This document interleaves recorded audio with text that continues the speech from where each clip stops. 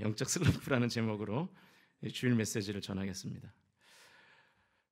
저는 못 가봤지만 그 워싱턴 DC에는 미국의 제3대 대통령인 토마스 제퍼슨 기념관이 있답니다. 그 흰색 대리석을 사용해서 이 돔 형식으로 아주 잘 지은 건축물이라고 합니다. 보여주시면 저렇게 지어진 기념관인데요. 사진으로만 봐도 멋있죠? 직접 손 들지 맙시다. 저만 작아질 것 같아서 실제로 보면 더 멋있겠죠. 근데 사실 저 멋있는 건물이 그 유지비가 많이 들기로 유명하대요. 그 대리석 벽면이 자꾸만 부식이 돼서 수리비가 계속 들어간다는 거예요. 그러다 이제 새로 부임한 이 건물 책임 관리자가 이 대리석이 왜 자꾸 부식이 될까? 이 대리석 부식이라는 현상에 왜라는 질문을 던지기 시작했어요. 그러니까 이전의 건물 관리 책임자는 이 대리석 부식이라는 현상에 대해서 한 번도 왜라는 질문을 던져본 적이 없다는 거죠. 대리석이 부식됐네? 대리석 바꿔. 그러니까 대리석 바꾸는 돈, 그것도 바꾸는데 사람 고용하는 돈, 이런 돈들이 많이 들어가는 거예요. 그런데 새로 부임한 건물 관리 책임자는 대리석이 부식됐어? 왜? 를 묻기 시작한 거죠. 질문을 던지니까 이제 답이 나오기 시작하는데 이 대리석 벽면을 비눗물로 자주 청소를 해가지고 부식이 된다는 거예요. 그래서 이 관리자가 또 한 번 왜라는 질문을 던졌습니다. 왜 비눗물로 자주 청소를 할까? 질문했더니 이 비둘기의 배설물이 자꾸만 이 도움처럼 되어 있잖아요. 거기를 자꾸 이렇게 배설물이 떨어지는 거예요. 이 사람이 또 질문을 해요. 왜 비둘기의 배설물이 이 건물에 자주 떨어질까? 이거는 뭐 답이 간단하죠. 비둘기가 많으니까. 그래서 이제 어떻게 했을까요? 포수를 고용해서 비둘기를 한 마리씩 쏴서 그걸로 뭐 닭꼬치를 해 먹었을까요? 그렇진 않고 그러면 또 돈이 많이 들잖아요. 포수를 써야 되는 돈도 많이 들고 그러잖아요. 요즘 인건비가 워낙 비싸니까. 그게 아니면 이제 또 다른 방법은 가림막을 설치하는 방법이 있겠죠. 가림막을 설치해서 주변에 비둘기가 배설을 해도 이 돔 형식의 지붕 위에 떨어지지 않도록 하는 방법이 있겠죠. 이거는 뭐 돈이 많이 들긴 하지만 한 번만 들면 되니까 한 번만 설치하면 오래 가니까요. 그나마 좀 괜찮을 것 같죠. 그런데 이 건축물에 가림막을 설치해 놓으면 이게 굉장히 아름다운 건물인데 미적인 요소들을 훼손하는 거잖아요. 아무리 가림막을 이쁘게 해도 이 가림막이 없을 때만큼 아름답지는 않았겠죠. 그래서 제가 오늘 저의 놀라운 이 포토샵 실력으로 이 토마스 제퍼슨의 기념관에 가림막을 한번 씌워봤거든요. 보여주시면 뭐 저렇게 될 거 아니겠습니까? 제 실력이 좀 형편없는 거죠.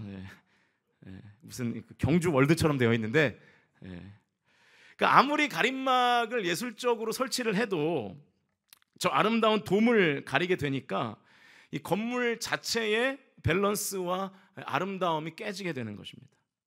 그래서 이 건물 관리 책임자가 또 질문을 던졌대요. 이 엄청난 예산과 수고를 투입하는 대신에 또 한 번 왜 비둘기가 많이 모일까라는 질문을 던진 거예요. 그래서 이번엔 조류 전문가에게 답을 구했대요. 비둘기가 좋아하는 이 먹이 중에 거미가 있는데 이 거미가 이 토머스 제퍼슨 기념관에 많다는 거예요. 자, 그럼 이제 거미를 박멸하면 되겠죠. 그럼 거기 또 살충제를 써야 되고 또 사람을 써야 되니까 돈이 들겠죠. 그래서 이 사람이 또 질문을 던졌대요. 왜 거미가 많을까? 곤충학자들이 또 답을 냈는데 이 거미가 좋아하는 먹이인 나방이 많아서 그렇다는 거예요. 그래서 여기서 이 관리자가 또 한 번 질문을 던지는데요. 왜 우리 건물에 나방이 많이 모일까? 최종적으로 답이 나왔는데 건물의 외부 조명 때문이라는 결과가 나왔습니다. 그러니까 이 토머스 제퍼슨 기념관은 유명한 관광지라서 이 해가 질 무렵이면 주변의 다른 건물보다 한 2시간 먼저 그 외벽에 그 조명을 켜기 시작했던 거예요. 그 불빛을 보고 나방들이 가장 먼저 켜 있는 건물에 몰려들기 시작한 거죠.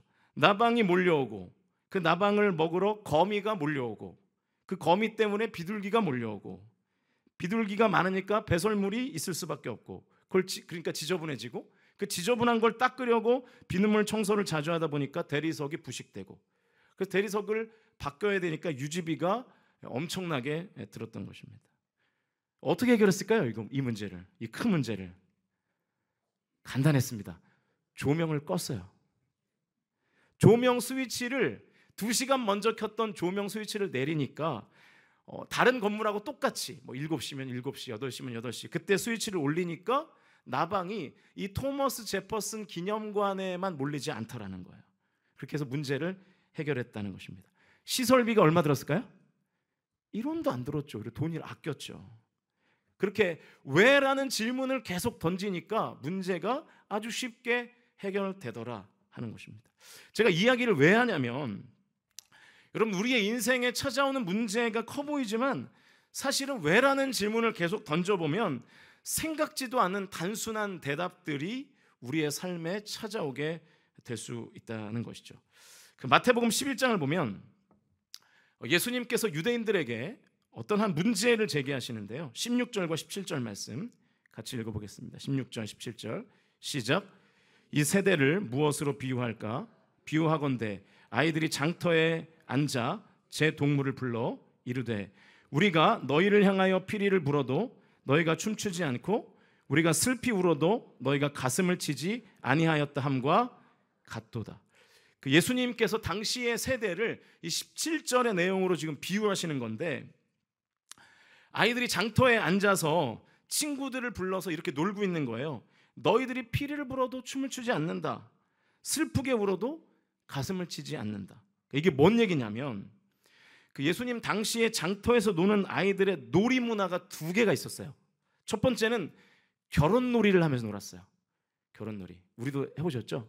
소꿉장난 하면서 너 아빠해 막 이러면서 해보잖아요. 그런 거. 또 다른 한 가지는 장례놀이를 했습니다. 장례놀이. 결혼놀이는 이런 거예요. 남자 아이들이 피리를 신나게 불면 여자 아이들이 그 피리 연주에 맞춰서 막 신나게 이제 춤을 추는 거예요. 그러니까 우리로 말하면 약간 무궁화 꽃이 피었습니다라는 게임과 비슷한 거죠. 그 넷플릭스의 오징어 게임에서 아주 화제가 됐던 그 게임. 여러분 참 인생은 모르는 거예요, 그죠? 우리가 어렸을 때 했던 그 무궁화 꽃이 피었습니다 게임을 지금 전 세계가 할 줄 어떻게 알았겠습니까?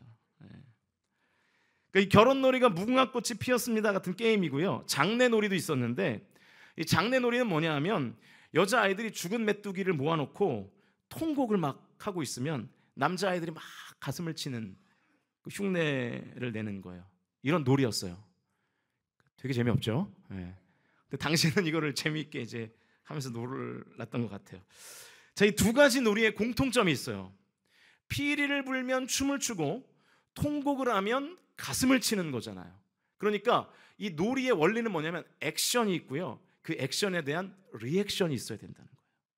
어떤 행동을 하면 상대방이 반응을 해야 된다는 거예요. 그래야 이 놀이가 성립되는 거예요.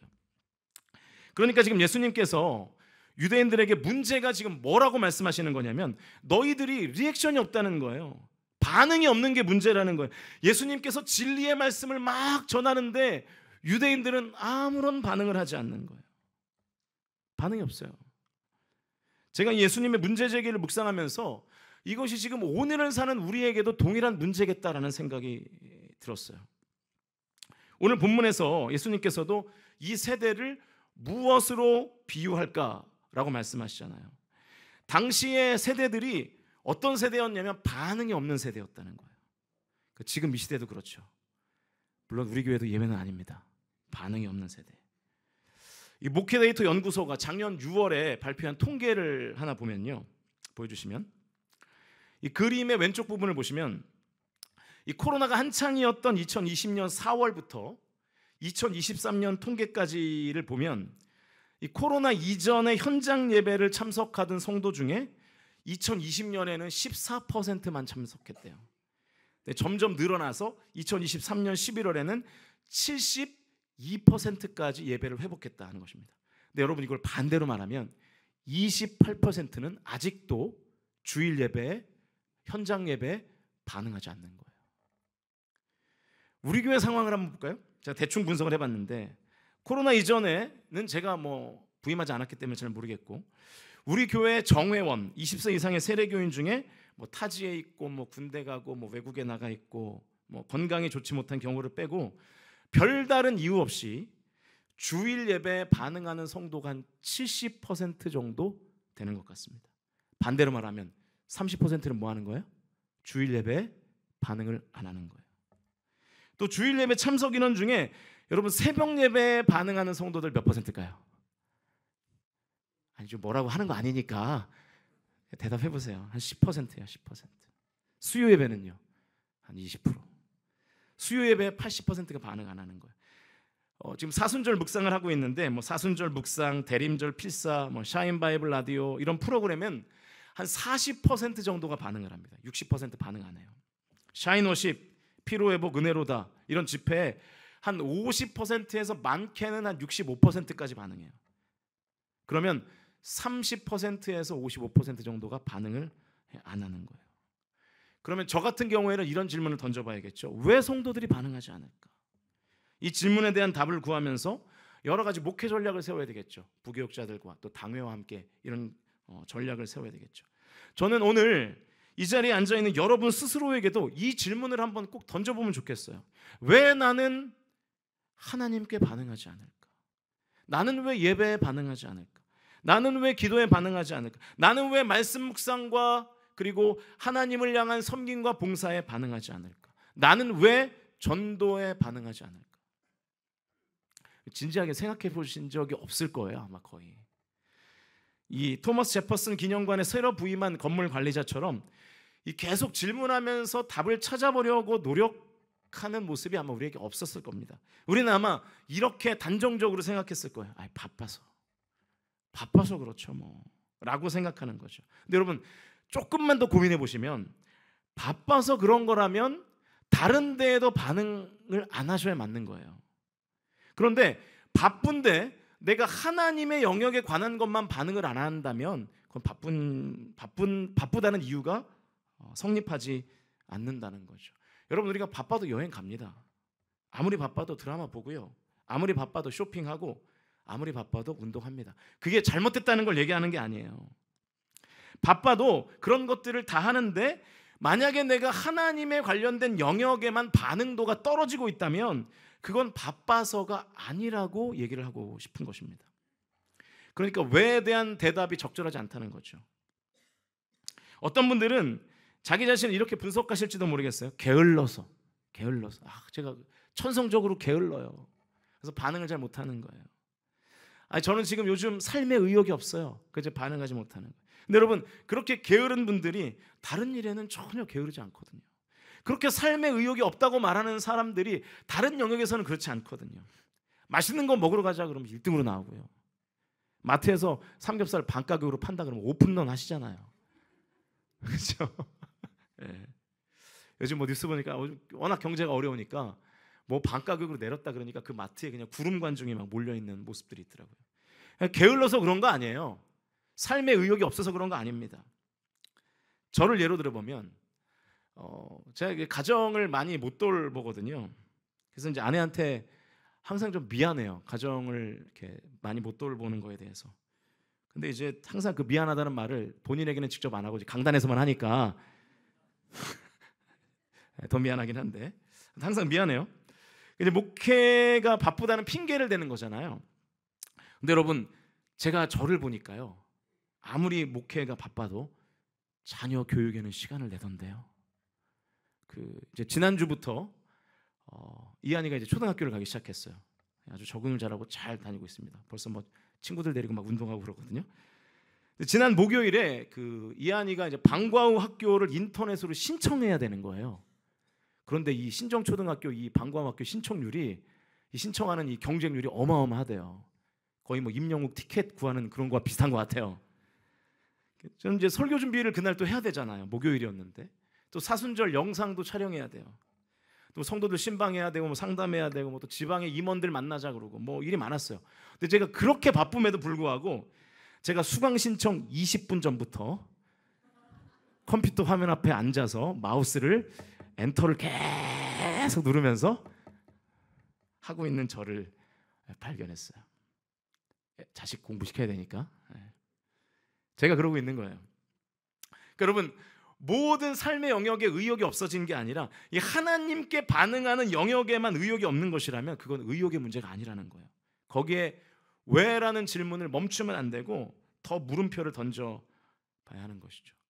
왜 우리는 하나님께만 반응이 늦을까요? 여러분, 이래봬도 우리가 성도잖아요. 예수님의 피값으로 구원받은 하나님의 자녀가 나잖아요. 믿으십니까? 그런데 왜 우리는 하나님께 반응하는 일에만 민감도가 떨어지는가? 이 하나님께 반응하는 행위를 조금 더 유식한 말로 하면 영성이라고 그러거든요. 그러니까 영성이 좋다 그러면 하나님께 빨리 반응한다, 그 뜻입니다. 영성이 좋지 않다, 하나님께 늦게 반응한다는 뜻이에요. 그러니까 우리가 왜 하나님께 제대로 반응하지 못하느냐? 이 영성이 위축되어 있기 때문이에요. 영적 침체, 영적 슬럼프에 빠진 것입니다.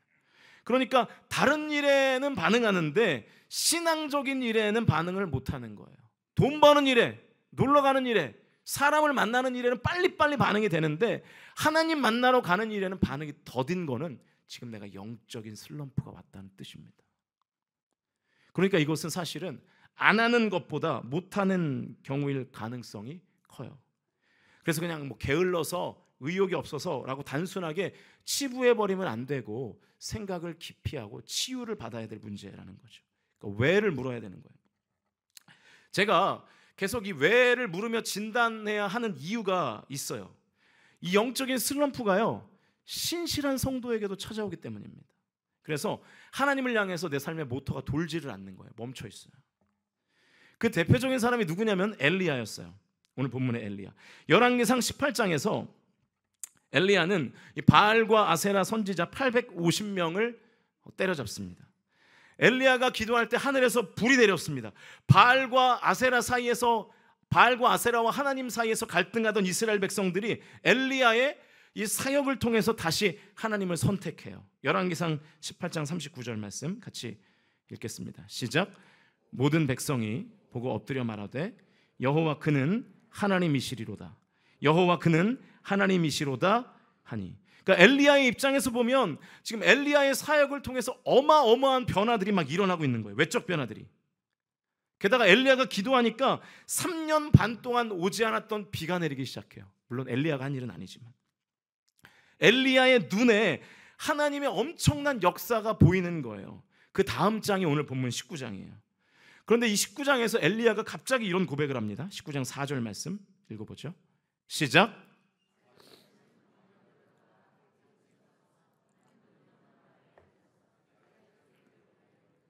여호와여 넉넉하오니 지금 내 생명을 거두시옵소서. 나는 내 조상들보다 낫지 못하니이다 하고. 엘리야가 지금 갑자기 하나님 앞에 죽고 싶다는 거예요. 자기 죽여달라는 거예요. 하나님 일 더 이상 못하겠다는 거예요. 하나님의 부르심에 반응 못하겠다는 거예요.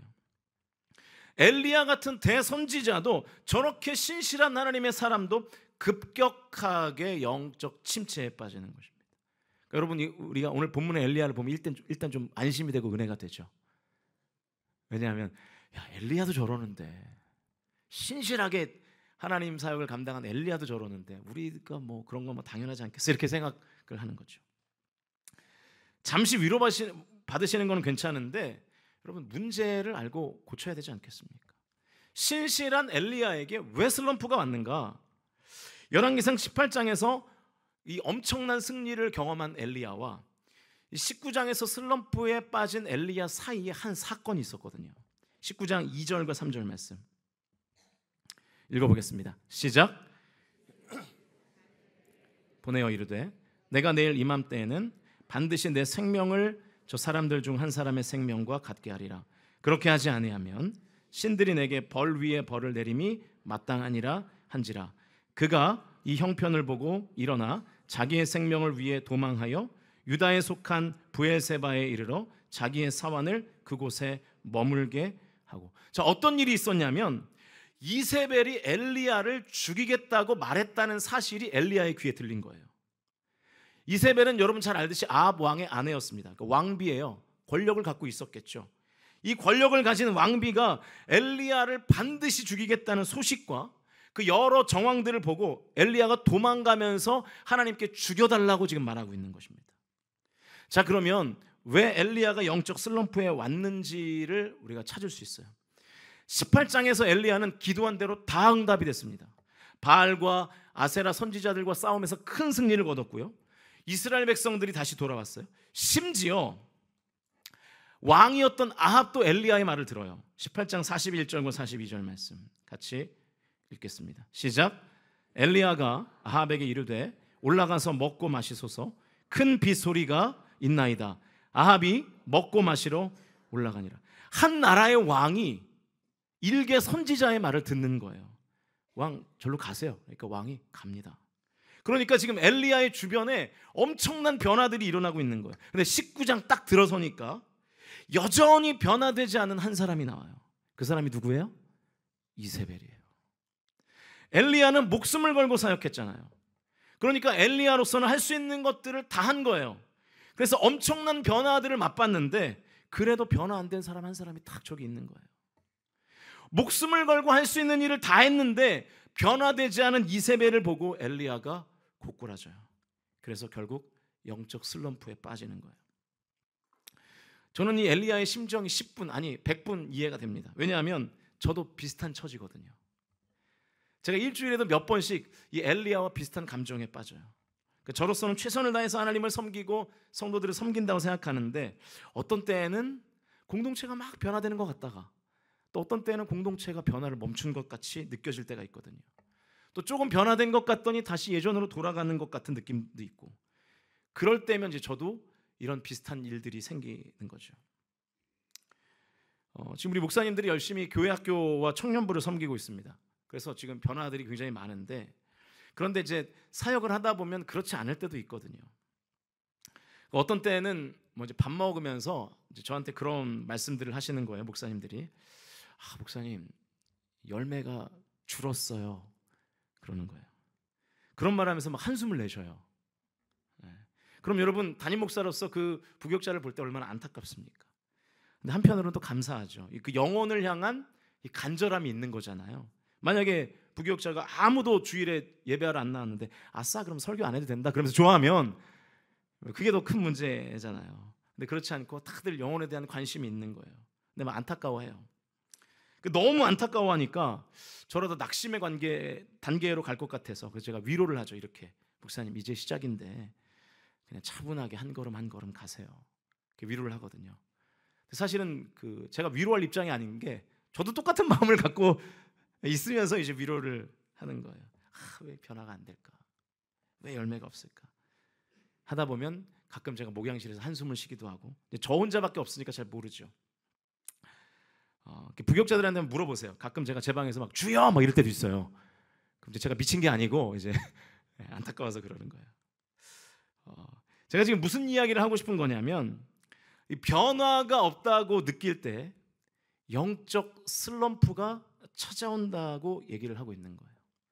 그러니까 신앙의 효능감을 느끼지 못하니까 내가 막 믿음으로 살면 막 주변이 변화돼야 되는데 그게 아니니까 더 이상 내가 신앙적으로 반응을 안 하고 싶은 거죠.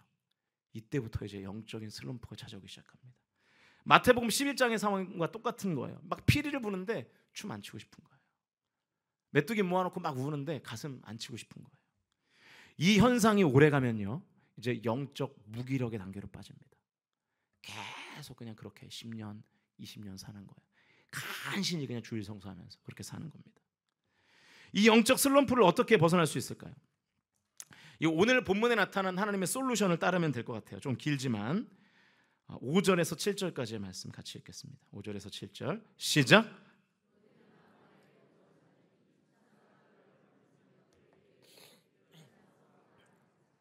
본즉 머리맡에 숯불에 구운 떡과 한 병 물이 있더라.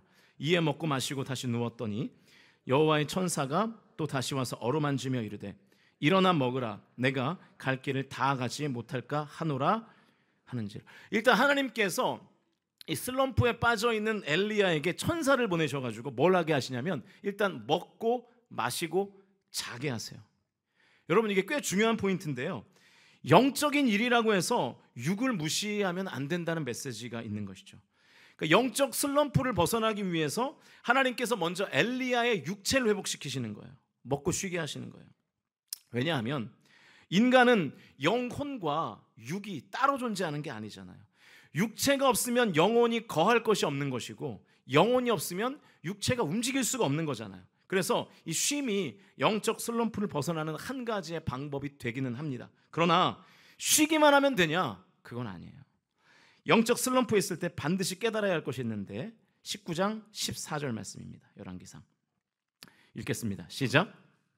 대답하되 내가 만군의 하나님 여호와께 열심히 유별하오니 이는 이스라엘 자손이 주의 언약을 버리고 주의 제단을 헐며 칼로 주의 선지자들을 죽였음이오며 오직 나만 남았거늘 그들이 내 생명을 찾아 빼앗으려 하나이다. 지금 하나님 편에 나 혼자 남아 있습니다 라고 엘리야가 말하는 거예요.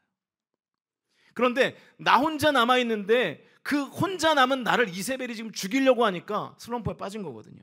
이 얘기를 듣고 하나님이 이렇게 대답하시는 거예요. 18절 말씀 시작. 그러나 내가 이스라엘 가운데 7,000명을 남기리니 다 바알에게 무릎을 꿇지 아니하고 다 바알에게 입맞추지 아니한 자니라. 무슨 소리 하는 거냐? 하나님 그러시는 거죠. 뭘 너만 남어?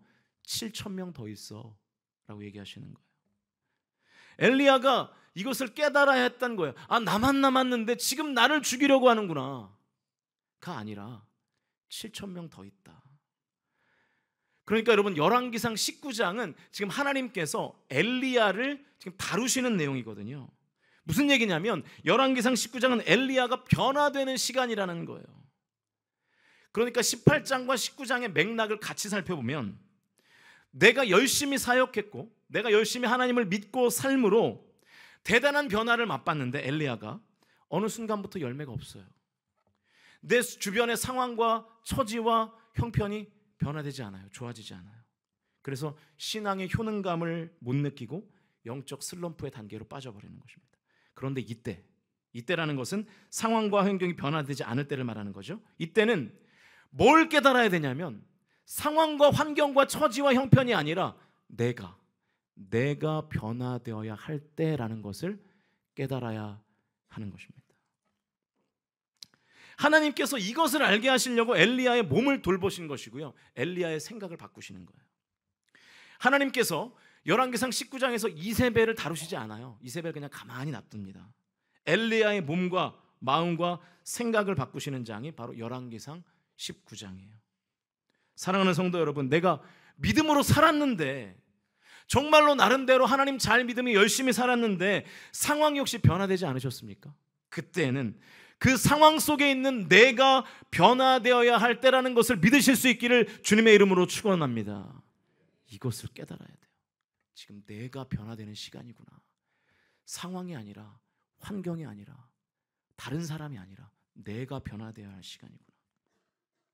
믿음으로 살았는데도 정말 신앙생활을 성실하게 했음에도 불구하고 상황이 변화되지 않았다면 내가 바뀌어야 되는 시간이에요.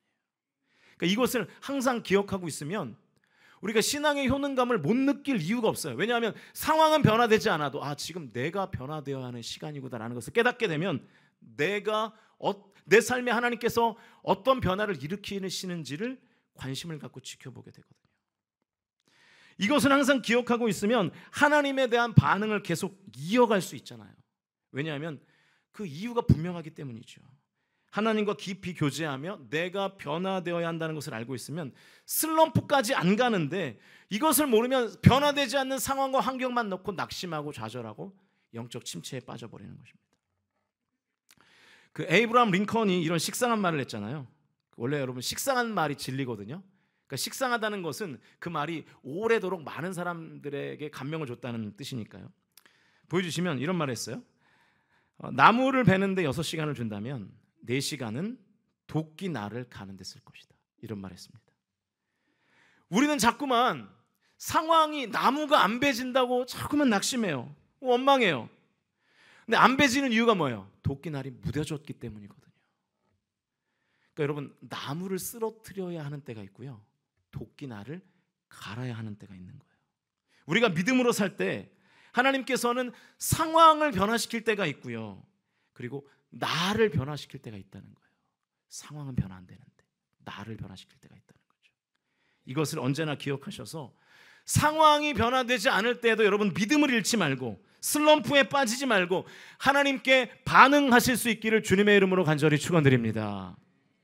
이 말씀을 정리하겠습니다. 제가 계속 왜를 물어야 한다고 말씀드렸잖아요.